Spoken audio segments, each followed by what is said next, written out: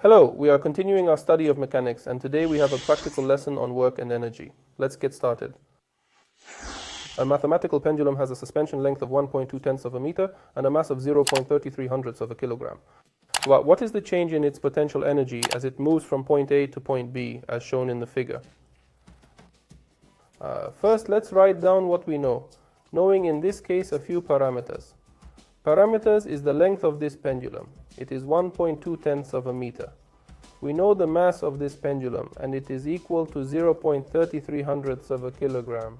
We also have the angle of deflection of this thread, denoted by the letter peta.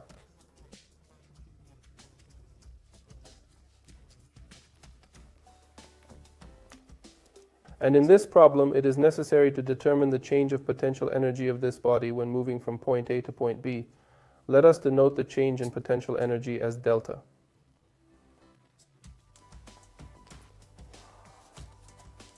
How to determine this quantity in this case? It is clear that we must first of all remember that potential energy is a quantity that determines the interaction of certain objects, and in this case, we mean, of course, the interaction of the body and the Earth. That is, we calculate the potential energy of this body in the gravitational field of our planet. The formula by which potential energy is determined is, let me remind you, of the mass of the body by the acceleration of free fall and a certain height. And here the question arises, what height we are talking about here? And here it is very important to understand that when we calculate potential energy, we can calculate it relative to any level that we choose as zero. In this case, we can choose the initial position of this body as zero, which is its starting position at which the potential energy is zero.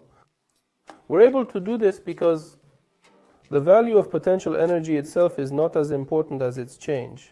Because when we talk about some phenomena, in this case the lifting of a body, or there's a change in that energy, and the change of potential energy is more important than the energy itself.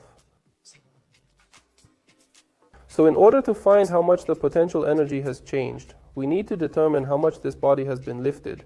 That is, we need to determine the height to which the body was eventually lifted. Let's define it as delta H. And in order to determine this value, we have to look at the problem a little bit from the point of view of geometry. That is, if we look carefully, we have the length of the suspension, which does not change in the process of deflection of this thread. That is here, and here it will be L. Then we can project the following construction. Let's put perpendicularly to the vertical line of the original position of this pendulum, and we get a right triangle. In it, you and I know that the hypotenuse of this triangle is the length of the thread L. We know the angle in this triangle is 35 degrees, and if we look carefully at the vertical component, we can see that this cathetus has a magnitude equal to the difference between the entire length of the thread and this elevation of this body, that is L minus, and delta. So we can relate some of the parameters of this triangle and try to determine the value that we need to express for the change in potential energy. That is, if we want to determine the change in potential energy, then naturally in this case we have to determine the delta H value itself. And then if we write out some relations from the triangle, let us, for example, see what we know and what we have to find. We know once again the hypotenuse, we know the angle, and we see here the adjacent cathetus appears. In this case, the given side of the triangle binds the cosine of the angle, so let's write down the definition for the cosine of our angle. So it is the ratio of the adjoining cathetus, which is equal to the difference of L and delta H to the magnitude of the hypotenuse. The hypotenuse in this case is L. And from this expression, we now need to express the delta H.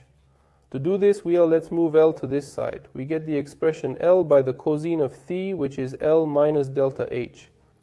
And from here we find the given elevation. We get this expression. For simplicity of solution, we can put L behind the bracket.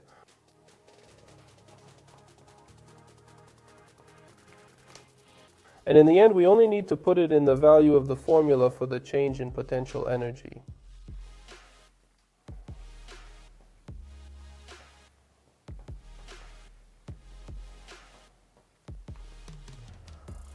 Okay, so we look at the formula.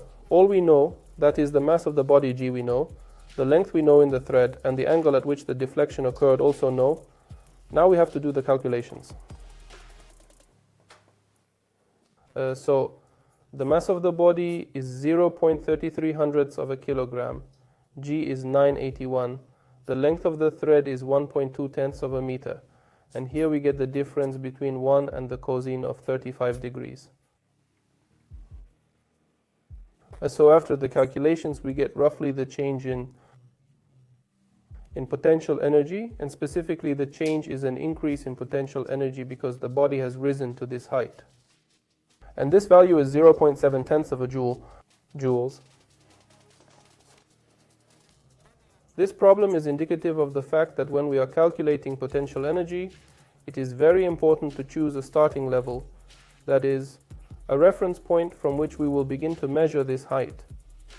In this case, we could measure the potential energy relative to the point of attachment of the thread. It is absolutely unimportant.